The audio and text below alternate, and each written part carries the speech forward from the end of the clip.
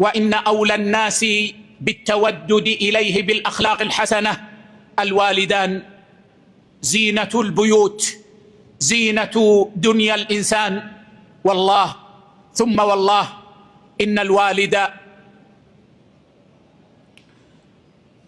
زينة لحياة ابنه، ولو كان عاميا، ولو كان مريضا، زينة لحياة ابنه،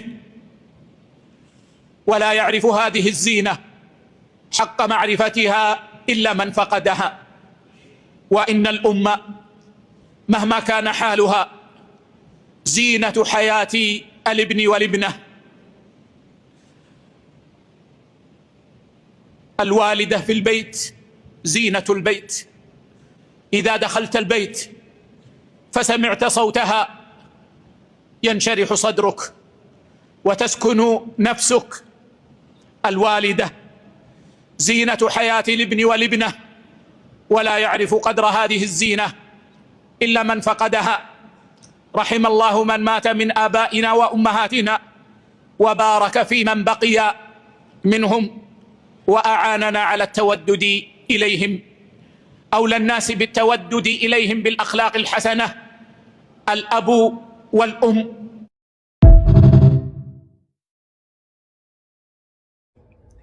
Assalamu alaikum warahmatullahi wabarakatuh. Hope you're doing well.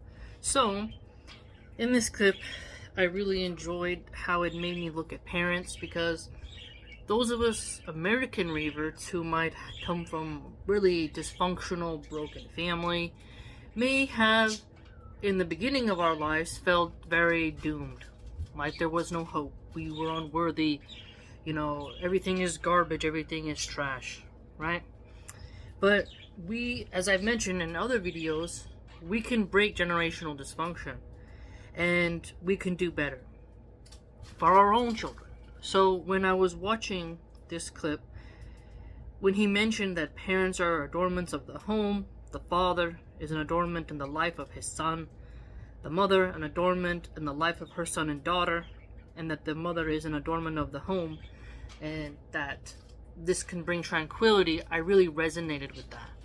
Because if you've had a good mom and lost them due to death, you know that loss. But if you were like me, you've never had a good father, you never really had that good mother, that hole inside of you doesn't really ever get filled, and you have to be very careful of making attachments to people as if they were your father figure or your mother figure. And I often made examples of, you know, me saying that Mufti Meg was my internet dad, and so on and so forth. But the point is that we can be so honorable in the lives of our children, in guiding them and helping them, that they can see us in this way. And this also helps children to understand that their mom and dad have a special place. And if you remind people how important fathers are and mothers are, we can help combat the rise of surrogacy and of fatherless homes. America promotes single motherhood, and if you recall, in the book The Handmaid's Tale, which we've been dissecting, there's a line in there where women felt they had the salary to raise a kid on their own, so they should.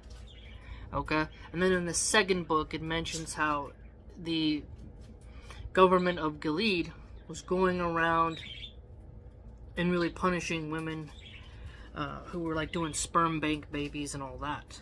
Now, feminists today also advocate sperm bank babies, and many of them advocate surrogacy. So the red pill manosphere has said, use surrogates. Don't even worry about getting married. This totally denies the child of the benefits of breast milk, of breastfeeding, and being with the one who grew them, essentially. And the baby always is going to have this longing of who grew me, and there's something spiritual there, regardless of how mechanical the atheist tries to make it, right? Now, the sperm bank babies are even more funny, because a feminist will say, you know, you should abort your kid, don't get married, you know, that man is trash, all men are pigs, you don't need a man, but then everything is about them. It's not about the child. What does the child need? The feminist is the epitome of selfishness. Of, well, I don't need a husband, therefore a child doesn't need a father and won't miss or want a father. And this is absurd. Absolutely absurd. So when we have a clip like this that praises fathers and mothers, this is a medicine that is needed in American culture.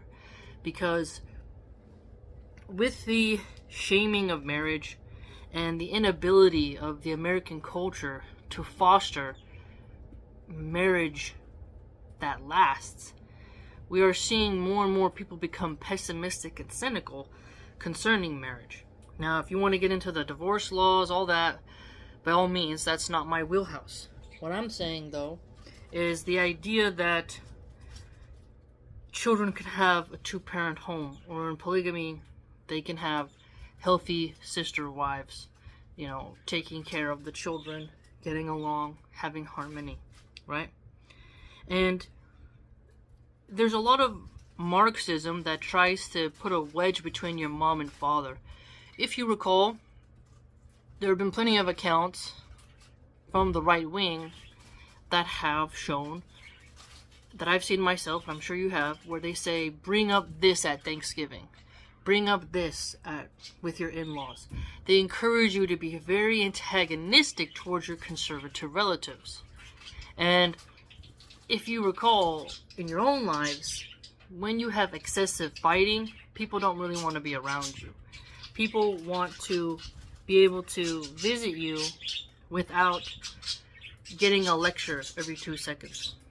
Right? Now, you want to be able to have open communication, but you definitely don't want to just be someone who is a nag, a drag, a Debbie Downer, a nagging Nelly, someone who just can't let others have fun, right? This is really what a lot of feminists do. And if you look at their behavior all around you, you'll see how angry they get when someone says, be good to your husband, be a worthy wife. All the traits that would help you keep a father around for your child, the feminist gets fuming. And plenty of shows since the 90s have depicted the husband as a bumbling oaf, incompetent, abusive, and has really downgraded, the archetype of the evil stepmother or the wicked mother, and even ignored having examples of a good mother, right? Even in the show Roseanne Barr, in her show, her husband cheated on her, right? They always have to make the husband this sort of villain. And this excessive hatred of men has caused fatherhood to really become dilapidated and just totally dissipated. And I think it's time that we remind ourselves that just because you have a bad relationship with your father, you had a bad relationship with your ex-husband, ex-boyfriend, you can't have boyfriends in Islam, but you get my point. But that doesn't mean you go full-on scorched earth. That now you got a vendetta against all men, and you're going to be the savior of all women, and you're going to, stuff them full of abortion pills, and make them do sex work so they're sexually empowered, and turn them into godless, soulless Jezebels who, feed on the pain of men like vampires. It's really quite dark. And you'll notice further, on my blog I've shared and other places I've shared, like just the other day, Elon Musk made a pro-population tweet. I shared it on my community tab, and I went in the quote tweets, and there was a feminist who said, F that, I'm never having kids. I click on her profile, she says, mother of 3 cats, and it's some anime picture. And you're like, ooh, this is intense. And if you think about how feminists, they call pregnancy, essentially, it's just a clump of cells. It's nothing special. It's not human until it's born. And feminists will deny that there's no late-term abortions. you can have a C-section and save the child and the mother. And I think you all can go and look at NICU babies, NICU, nursing intensive care unit babies. And some of them are really teeny tiny, and those parents are fighting for them to live. That child in the womb, a feminist would call a clump of cells. And feminists have attacked pregnancy centers. All of this has been archived in so many places, but I should do it as well, even more, because if you aren't familiar with these patterns and connecting the dots in this larger web, it might be hard for you to see where I'm coming from. But the way this talks about mom and dads is so significant, because in America, mom and dads are not really valued in the generation, like the 30-year-olds and younger. You see a lot of don't have kids, kids are a burden, kids are a leech, you can't have fun, you can't party, you can't smoke, can't drink, can't fornicate. You know, they get in the way of you on the getting that money. And then you see men afraid to start families because of divorce courts. And like, I've shared quite a bit of surrogacy content, but Pearl Davis, aka Pearly Things, someone who I vehemently disagree with, I have shared her tweets that she has made that men should pay hookers, yes, hookers, to be surrogates for their children. And we've also seen just the dark side of surrogacy. And if you look at how many times I've shared also just people who complained about how surrogacy was done, the rights of it, it's just terrible. Okay? So, let me give you another example. Joe Rogan, he, in one of his most recent streams, he does a lot, but he talked about how he cries sometimes about the dogs that have died. And I remember he was on Howard Stern, and somebody called in, a woman, and said, I had a one-night stand with you, and I got pregnant, I had an abortion. And Joe Rogan said, oh, thank Jesus Christ, thank God. And so he was happy that the woman aborted his own child, and he didn't cry over that. He was joyous, but he was sad over a stupid, flea bag dog dying. So he cared more about a dog dying than his own seed. And so when you look at these modern men, you also notice that many of them, they don't really see the importance of being a dad. They claim they do, but their actions speak otherwise, because someone pointed out, you have 3 options. I heard this once. When you have intimacy with a woman, you're either going to take care of that child, abort that child, or give that child up for adoption. Those are the 3 options. And another person once said that consent to intimacy is consent to conception. And this goes in contrast with what the feminist says. She says, no, intimacy doesn't always have to be about procreation. It can be about pleasure. But that isn't how our bodies work. And then, if you recall on Instagram, I posted the Depo-Provera birth control shot has been causing brain tumors. And other studies have shown the harmful effects of birth control. And there's also damaging effects of vasectomies. They're not good, and it's the most unmanly thing for a man to neuter himself, become a gelding. It's disgusting to sterilize himself because of a woman. And they're not appreciative of fertility, and then you see tons of people complaining they can't get pregnant. So look at all the dots here of how men and women avoid fatherhood and motherhood, avoid marriage, avoid working on their marriage, and how pessimism, nihilism, and cynicism have taken over the culture. And that all relates to how this chick is praising moms and dads. Now, you may be thinking, well, that goes without saying, but no, that's not true. The modern American culture is not pro-family. Tons of the content that is produced you can't watch with your family, and a lot of the kids' shows are devoid of any value system and are totally suspect with woke culture on what they are presenting to the children. And others have dug into this as well. There's not a lot of wholesome content anymore. A lot of it is rebel against your parents, I mean, that all started in the Disney era. How many of those princesses hated their dads? Look at Jasmine in Aladdin. Her dad's this jolly, soft guy, and she runs away out of the palace because she's such a spoiled brat, and she just is not listening. Okay? The Little Mermaid, Ariel, don't want to listen to her dad. Like, it's just endless of rebel against your dad. And when you look at how Pocahontas, she was a bit rebellious as well. You only see, like, for example, Belle.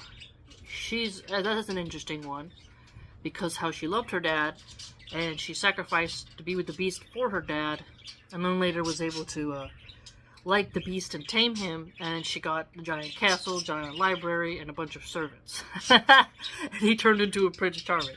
So, I mean, Belle, she did kind of win, you know? Well, my point is, there's a lot of shows now where the kids are not really as these good, obedient people, and there's something wrong with their parents, you know? It's strange. So, this little snippet that he does for us can help motivate us to be that sense of tranquility, and there's nothing wrong with being in the home, you know? The LinkedIn feminists screech and rage at the sky that if you say you want to have a family, and there's a lot of places in society that are not welcoming to children. Think of every restaurant that doesn't have a changing table for children. That tells you, we don't need you moms here. Change your baby on the floor where the piss is. F your kids. The architecture is anti-family and anti-mom. Anti-baby. Okay? The fact that other women will get mad if they see you breastfeeding in public. They get upset. You know, everything is against a mom in our culture now. The more you dissect it and look at it. How many times is in the restaurant industry, I loved seeing the children there because I hated my coworkers. You know, they're all a bunch of greedy, money-grubbing bastards, most of them. And they shit-talk the customers, judge their clothes, say how fat they are. You'd be surprised how snobbish servers are, how judgmental they are. And I remember they would just get so pissed when a mom would come in with her kid because they felt like they wouldn't get enough tip. Or the little toddler was going to make a mess with the pasta. And it's like, you're getting paid to clean that up, you know? But I like seeing the children. I like serving them more than the creepy old man who's drinking scotch and trying to flirt, you know? Or the smoking, catty old lady who, you know, still has cat hair on her shirt and she is so finicky about how her steak is cooked or the potatoes weren't right. You know, seeing the moms and the children, I felt like I was home. I really missed my firstborn when she was little and I went to work. It was hard for me. And alhamdulillah, I'm able to stay home now. Been 4 years with my children. Okay? But you'll see, if you just open your eyes in America and notice how a lot of things are not pro-family. The parks aren't that safe. We got drug addicts everywhere. Okay, we got gangs hanging out in the parks, not enough police to scurry them away. And you're like, this architecture isn't designed for kids. And we need to have more places safe for kids. More places where families can go and have fun and safety. We don't really have that. But there's lots of bars. There's lots of strip clubs. You know? Lots of liquor stores. But not a lot of places for kids. And so, if we adopt this sheikh's mindset of how parents are the adornment of this world and of the home and in our lives, it might have a huge positive effect on how we see the family. Let me know what you think. Please like, comment, subscribe, join the blog. I post a lot of different kinds of content on there. I consider it to be informative, educational, and funny. And if you like grammar, I got, you know, vocabulary posts on there, culinary arts terminology. I put a lot of effort into the posts.